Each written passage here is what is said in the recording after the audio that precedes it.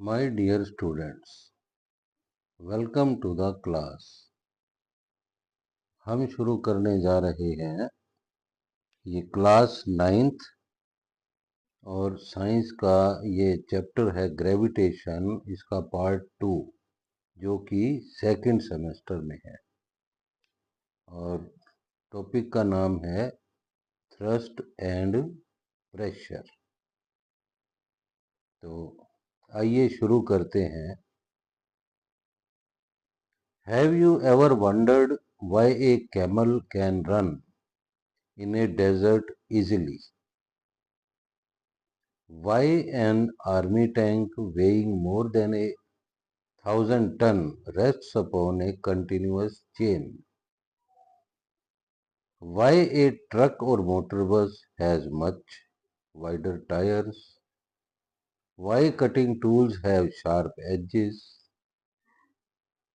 तो ये कुछ क्वेश्चंस हैं, आइए इन्हें समझते हैं।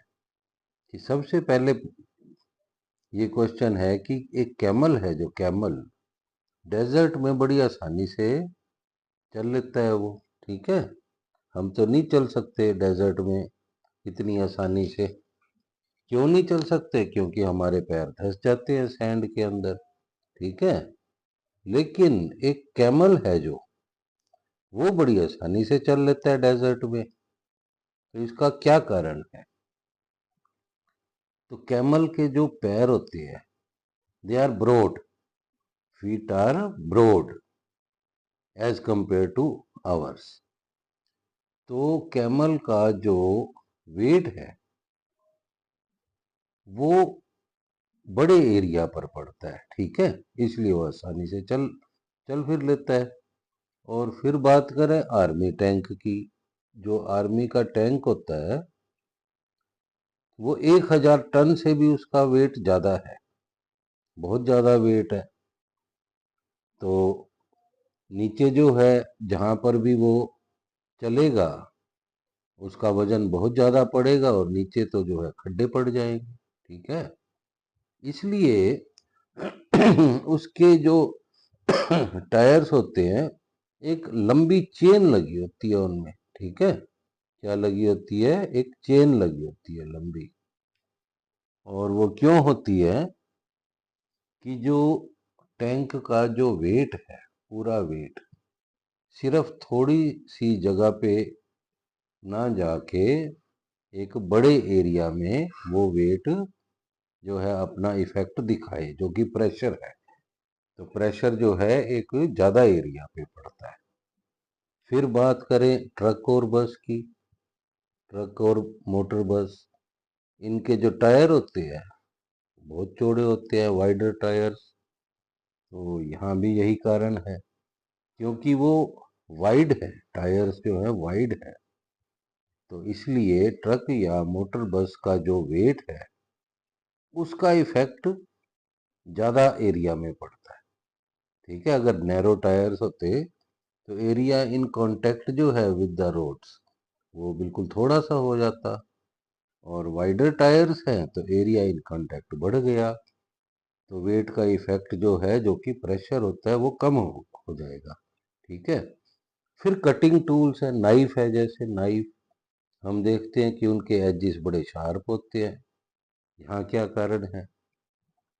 यहाँ अब हमें इफेक्ट ज़्यादा चाहिए।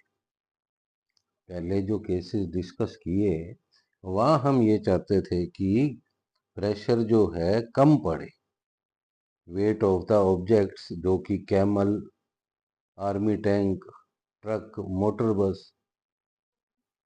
तो यहाँ हम ये चाहते थे कि उनका प्रेशर कम पड़े, तो एरिया इन कांटेक्ट जो है हमने बढ़ाया वहां पर, ठीक है। लेकिन कटिंग टूल्स में तो हम चाहते हैं ना कि प्रेशर ज़्यादा पड़े, इफेक्ट ज़्यादा पड़े, फोर्स कम लगाएं और इफेक्ट ज़्यादा हो।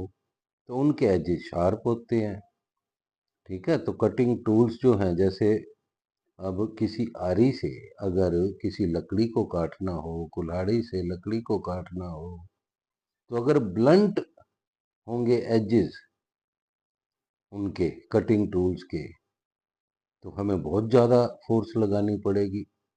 फोर्स ज़्यादा और प्रेशर कम पड़ेगा। और चाहते क्या है हम कि फोर्स कम लगाएं या हो सकता है उतना ही लगाएं, लेकिन इफेक्ट ज़्यादा पड़े, और इफेक्ट है प्रेशर के रूप में। ठीक है, तो यहाँ हम देख रहे हैं कि हर केस में फोर्स और प्रेशर की बात हो रही है, फोर्स और प्रेशर की बात हो रही है। ठीक है, फोर्स और वेट एक ही चीज है। ठीक है, फोर्स और वेट एक ही चीज है, तो वेट और प्रेशर की बात हो रही है। और जो ये है थ्रस्ट एंड प्रेशर, तो थ्रस्ट क्या चीज है, इसी फोर्स या वेट को ही थ्रस्ट कहते हैं, लेकिन ये एक पर्टिकुलर डायरेक्शन में जब लगाया जाता है, परपेंडिकुलर जब लगाते हैं हम कोई फोर्स टू द सरफेस, तो उसको हम कहते हैं थ्रस्ट। ठीक है, तो समझने के लिए एक और एग्जांपल देखते हैं भाई। ये देखिए, ये एक बच्चा है, ये एक बोर्ड के ऊपर, ठीक है, वुडन बोर्ड है, उसके ऊपर ये लगाने की कोशिश कर रहा है, फिक्स करने की एक पोस्टर को। बुलेटिन बोर्ड जैसे कॉलेजेस में होती हैं, जो स्कूल्स कॉलेज में बुलेटिन बोर्ड, उसके ऊपर ये एक पोस्टर को फिक्स करने की कोशिश कर रहा है। तो कैसे करेगा ये, ड्राइंग पिन्स को लगाएगा और अपने थंब से प्रेस करेगा। He will apply a force on the surface area of the head of the pin, जहां फोर्स अप्लाई करना है। ठीक है, हेड ऑफ द पिन, वो एरिया तो ब्रॉड होता है भाई। ठीक है, वो एरिया तो ब्रॉड होता है। क्यों, वहां हम चाहते हैं कि फोर्स लगाएं तो हमारे थंब पे जो है पेन ना हो, थंब के ऊपर पेन, पेन किस लिए होगा, प्रेशर की वजह से। ठीक है, आपने जैसे न्यूटन वाले चैप्टर में पढ़ा, action reaction are equal and opposite. ठीक है, हम पिन पे अगर थंब प्रेस करेंगे तो पिन भी तो हमारे ऊपर वही फोर्स लगाएगी इक्वल, लेकिन वो फोर्स एक छोटे से एरिया पे ना पड़ के वो बड़े एरिया पे, हमारा थंब का जो एरिया इन कांटेक्ट होगा with the head of the pin, head of the pin तो ब्रॉड होता है ना, तो बड़े एरिया पे पड़ेगा, तो हमें फील कम होगा पेन। ठीक है, और लेकिन बुलेटिन बोर्ड पे जो पिन का सिरा है वो बड़ा शार्प होगा, बड़ा पॉइंटेड होगा। ठीक है, और वो जो है वहां हम चाहते हैं इफेक्ट ज्यादा हो, ताकि वो उसके अंदर चला जाए, पेनिट्रेट कर जाए वो पिन जो है उसके अंदर। ठीक है, तो छोटा सा एरिया चाहिए, बिल्कुल थोड़ा सा एरिया, पिन पॉइंट। तो और ये फोर्स हम कैसे लगाएंगे, perpendicular to the surface area. This force is directed perpendicular to the surface area of the board. This force acts on a smaller area at the tip of the pin. This force acts on a smaller area at the tip of the pin because we want more pressure there. Okay? चलिए आगे बढ़ते हैं। तो इसमें हमने देखा कि force and pressure, या हम कहें थ्रस्ट और प्रेशर, ठीक है, इसके बारे में चर्चा हो रही है। अच्छा, फिर एक और सिचुएशन देखिए कि अगर मान लीजिए हम किसी लूज सैंड पे खड़े हो जाते हैं, ठीक है, खड़े हो जाते हैं लूज सैंड पे, तो क्या होता है, हमारे पैर धंस जाते हैं उसमें। अगर लूज सैंड पे खड़े होंगे, then feet go deep into the sand. और फिर एक्सपेरिमेंट करके देखें, lie down on the sand, you find that your body will not go that deep in the sand. Body will not go that deep in the sand. अब हमारा wait तो देखिए change हुआ नहीं, वेट तो वही का वही है। पहले हम स्टैंडिंग में थे, तो मान लीजिए हमारा वेट था 60 kg, लाई डाउन पोजीशन में है तो भी 60 kg है। ठीक है, लेकिन फर्स्ट केस में जो है हमारे पैर डीप चले जाते हैं सैंड में, and when we lie down on the sand, our body will not go that deep in the sand. Okay, चलो आगे बढ़ते हैं। तो जैसा कि आप जानते हैं कि जो वेट है, वेट क्या चीज है? वेट और फोर्स एक ही बात है, ठीक है। Force is equal to mg mass into gravitational force due to earth, और वेट का भी वही फॉर्मूला है mg। तो वेट और फोर्स क्या है? दोनों एक ही चीज है। और वेट जो है वर्टिकली डाउनवर्ड्स ग्रेविटी की वजह से होता है ना। तो ये जो फोर्स है on an object perpendicular to the surface is known as thrust. तो ये थ्रस्ट की एग्जैक्ट डेफिनेशन आ गई, ठीक है। The force acting on an object perpendicular to the surface is known as thrust. Force acting on an object perpendicular to the surface is known as thrust. तो जो अभी हमने सारी एक्सप्लेनेशन समझी, वही देखिए ये बुक में भी वैसे बता रखा है कि जब लूज सैंड में हम खड़े होते हैं तो वेट ऑफ बॉडी है जो फीट वाले एरिया पे एक्ट करेगा। जब लाइंग डाउन पोजीशन होती है फोर्स तो वही का वही, यानी वेट तो वही का वही है, लेकिन जो कांटेक्ट एरिया है होल बॉडी का वो ज्यादा हो गया। पहले तो सिर्फ फीट से कांटेक्ट में with the loose sand, and now the whole body is in contact with the sand, ठीक है। तो फीट से तो ज्यादा ही है ना एरिया, कई गुना। तो इसलिए effects of forces, effects of forces which are having same magnitude on different areas are different, ठीक है। सेम फोर्स, सेम फोर्स का मतलब सेम मैग्नीट्यूड का फोर्स जो है, अगर वो अलग अलग तरह के एरिया पे एक्ट करेगा तो इफेक्ट भी अलग ही होगा, ठीक है।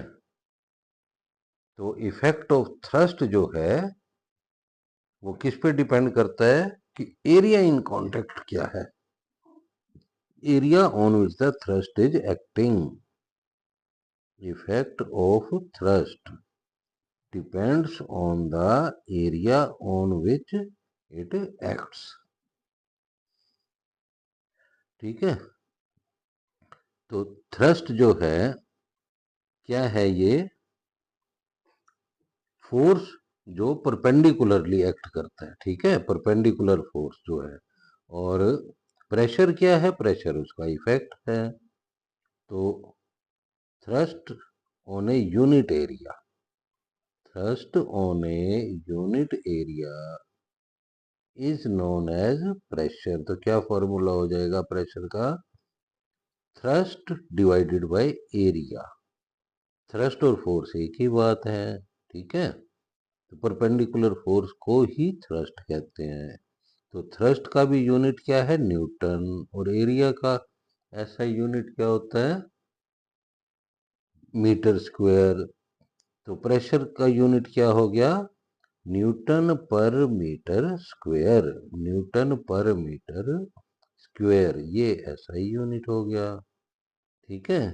और एक इसका दूसरा यूनिट भी है, वो साइंटिस्ट के नाम पे है, और साइंटिस्ट कौन है? Blaise Pascal. तो यही न्यूटन पर मीटर स्क्वायर को हम जस्ट पास्कल भी कह सकते हैं, ठीक है, डिनोटेड एज कैपिटल पी ए।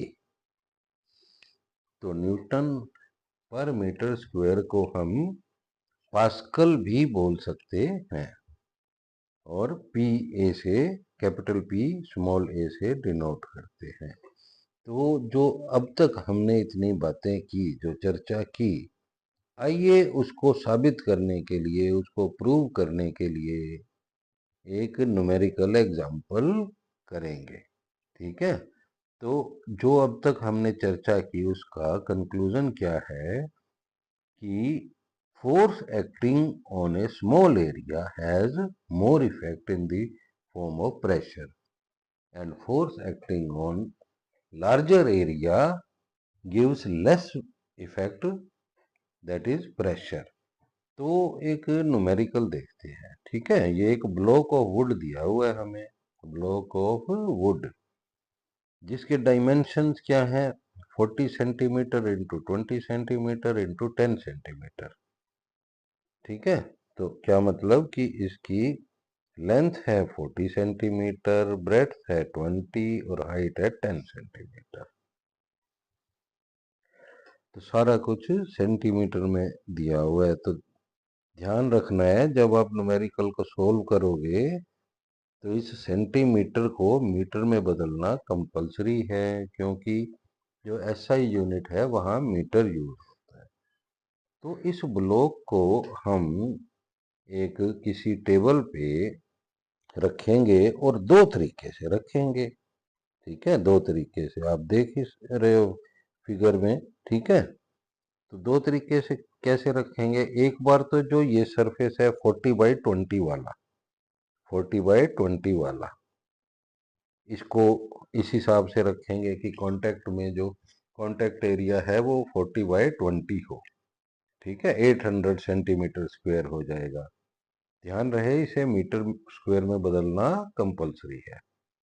और हम देखेंगे कि कितना प्रेशर आता है टेबल टॉप पे, जो हमने अभी ये फॉर्मूला समझा कि thrust divided by area is equal to pressure. फिर इसी ब्लॉक को हम ये दूसरे तरीके से रखेंगे, इस तरीके से।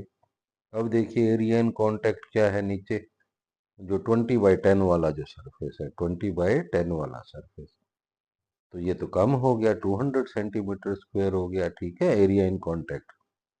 तो इस केस में एरिया इन कांटेक्ट है 200 सेंटीमीटर स्क्वायर, और इधर कितना था, 800 सेंटीमीटर स्क्वायर। तो जाहिर सी बात है कि केस ए में जो है प्रेशर ज़्यादा पड़ेगा, केस बी में प्रेशर कम पड़ेगा। तो आइए इसको न्यूमेरिकली प्रूव करते हैं, ठीक है, प्रूव करते हैं। तो केस ए देखिए, केस ए, थ्रस्ट कितनी है, देखिए थ्रस्ट, मास हमें गिवन है, जो इसका मास है 5 kg, ये डायमेंशंस हो गए। तो जो थ्रस्ट है, थ्रस्ट ये क्या होती है, m इंटू जी, m 5 kg, 9.8 मीटर पर सेकंड स्क्वायर, जी की वैल्यू हो गई तो 49 Newton is the thrust. Thrust is 49 Newton. अब ये 49 न्यूटन का जो थ्रस्ट है, दो तरीके से टेबल पर अपना असर दिखाएगा, दो तरीके से टेबल पर अपना असर दिखाएगा। कैसे, एक बार एरिया इन कांटेक्ट होगा जो 200 सेंटीमीटर स्क्वायर है इतनी जगह पे, मीटर स्क्वायर में बदला इसको 0.02 मीटर स्क्वायर, ठीक है। तो देखिए effect, 49 newton which is thrust divided by 0.02 metre square which is area in contact 2450 newton per metre square. तो प्रेशर कितना आया, 2450 न्यूटन पर मीटर स्क्वायर। और अब देखिए अगर इसको हम दूसरी तरह से रखते हैं, दूसरी तरह से एरिया ऑन कांटेक्ट कितना है, 800 सेंटीमीटर स्क्वायर, 0.08 मीटर स्क्वायर। तो एरिया बढ़ गया है, एरिया इन कांटेक्ट, प्रेशर कम होना चाहिए, और देखिए कम भी है। वो तो था 2450 न्यूटन पर मीटर स्क्वायर, और अब कितना आया, 612.5 न्यूटन पर मीटर स्क्वायर। तो हमने न्यूमेरिकली प्रूव कर दिया कि जब same magnitude of force act करता है डिफरेंट एरियाज पे, तो प्रेशर भी डिफरेंट ही होगा। तो इस केस में जो थ्रस्ट था वो तो 49 न्यूटन बोथ केसेस में सेम है, but area in contact with the tabletop is different, so the pressure. When less area, the pressure is more, as you can see. More area and the pressure is less. This you can see. ठीक है, तो आज के लिए इतना काफी है। मिलते हैं फिर जल्दी ही। Thank you.